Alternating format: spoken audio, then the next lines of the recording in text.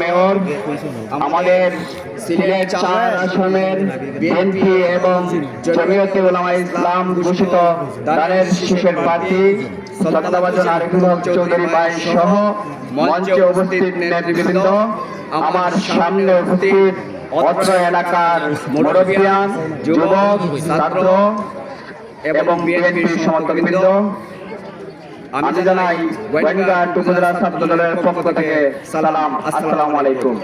সম্মানিত উপস্থিতি, আমি আরিফুল হক ভাইকে দৃষ্টি আকর্ষণ করে বলতে চাই, আজকে এখানে যে ১ নং রস্তমপুর ইউনিয়নবাসীর যে স্বতঃস্ফূর্ত উপস্থিতি, সেই উপস্থিতিতে কেউ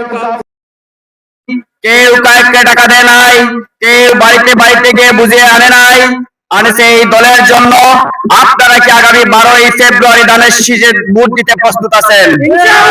যদি আপনারা আগামী 12ই ফেব্রুয়ারি ধানের শীষে ভোট দিয়ে জনতার জনাব আরিফুল হক চৌধুরী ভাইকে নির্বাচিত করতে পারেন, আমি আশাবাদী আরিফুল হক চৌধুরী ভাই এই ১ নং রস্তমপুর ইউনিয়নের প্রত্যেকটি কাজকে মডেল কাজে রূপান্তরিত করবেন, এই আশাবাদ ব্যক্ত করে আমি আমার বক্তব্য থেকে বিদায় নিচ্ছি। আসসালামু আলাইকুম।